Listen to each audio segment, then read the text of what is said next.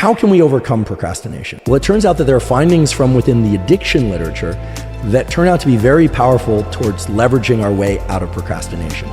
Imagine you're in an amotivated state. You're just not feeling motivated. You're procrastinating.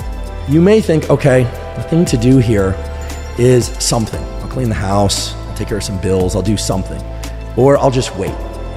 Those approaches, as we talked about before, generally don't work, or at least don't work quickly, or they lead you right up to the deadline, and that's the deadline that forces you to get something done, or you just don't get it done and you don't succeed in your goal.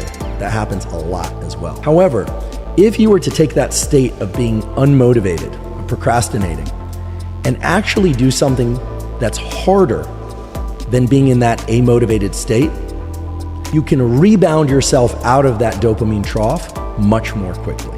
So what do I mean you want to put yourself in a state that's worse than or harder than the state that you're in, or do something quote unquote more painful? And here I want to be very clear. I'll say this 3 times, but I'm going to say it for the first time now. When I say more painful, I do not mean doing any kind of tissue damaging or psychologically damaging behavior or anything of that sort that's going to render you injured or not well, even in the short term. That's not what I'm referring to, okay? Let's just get that one out of the way. If you're feeling amotivated, but you find yourself cleaning the house as a way to procrastinate, you can say, well, cleaning the house is harder than sitting down and doing nothing. But actually, in that moment or in those moments, that's not the case. The reality is that the dopamine system works according to what feels hard or easy in the moment. You need to do something and put yourself into a state that's harder than the state you're in. You need to put your body and mind into a state of discomfort quickly. And the way to do that is to either engage in some tangential activity, meaning an activity not related to your goal that puts your body into a very different state. So here again, I'll default to the obvious one, which is something like cold shower or cold immersion, which not only increases dopamine long-term, or over several hours rather, but for most people is experienced as pain.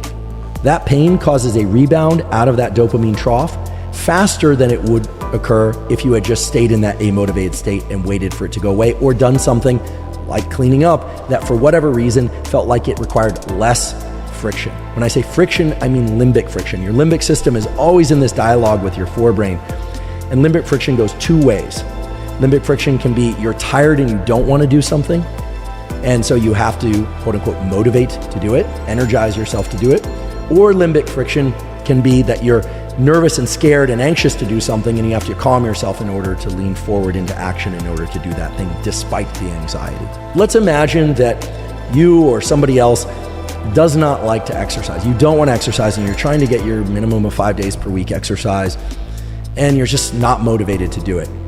Just exercise for 1 minute, okay? Just get 1 minute of exercise or 5 minutes, and then use the successful completion of that 1 or 5 minutes as a milestone that allows you to then move to the next milestone. For a lot of people, even that won't be possible because they just can't get motivated, or they do that 1 minute or 5 minutes and then they're just like, okay, I'm still in the trough. I'm not actually feeling that great.